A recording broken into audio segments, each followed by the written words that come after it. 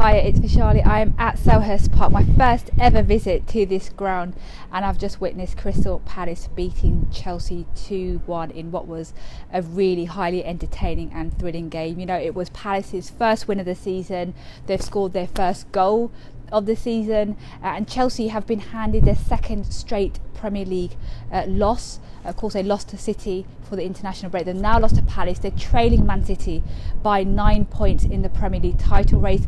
So let's just go through quickly the goals, and then we're going to focus in on Palace's performance and what went right for them today, and Chelsea's performance, and basically, you know, what went wrong for them. So in terms of the goal, the opener came in kind of fortunate fashion.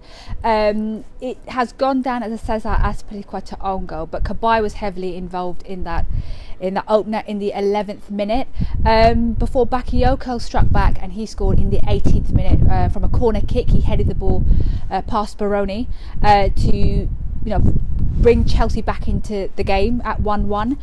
Now, what happened in the first half was Victor Moses went off injured with a hamstring injury, which I'll come to in a minute, and he was replaced by Zappa Costa. But shortly after that, on the stroke of half-time, moments before the half-time whistle, Wilfried Zaha, back in the starting lineup after nearly 2 months out with a knee injury, he scored the goal that proved to be the winner. And in the second half, Fabregas had a shot that hit the bar. There were further chances for Chelsea. Palace had several chances, in fact, to score, but there were no further goals, and it ended 2-1 to Palace. A huge win for Palace. So let's look at what went right for Palace. And for me, really, you can't look further than Zaha being back in that starting line. The confidence he probably gave the players with his return, his work rate. Hodgson had said before this game that you can't expect too much of Zaha, considering he's coming back into the team after 2 months out. But you almost didn't see that today. He was, he had the intensity, he closed the ball down, and of course he got the goal as well. You saw how much it meant to him as well when he was celebrating in front of the Palace fans. He was superb for me. But like Hodgson mentioned in his post-match press conference, so was the rest of the Palace team. Defensively, they were superb.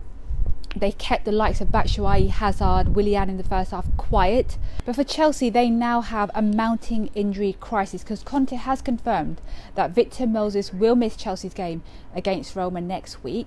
So he's definitely not going to have Moses, he's not going to have Kante, and he won't have Drinkwater for that huge Champions League game at Stamford Bridge. But Morata looks set to be back, and Conte admitted he's facing a difficult time in his Chelsea career because he doesn't feel he has that squad depth that he would have liked, having to compete on several fronts.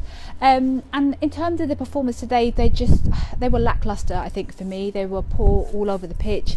And they couldn't get their forwards involved enough in that game.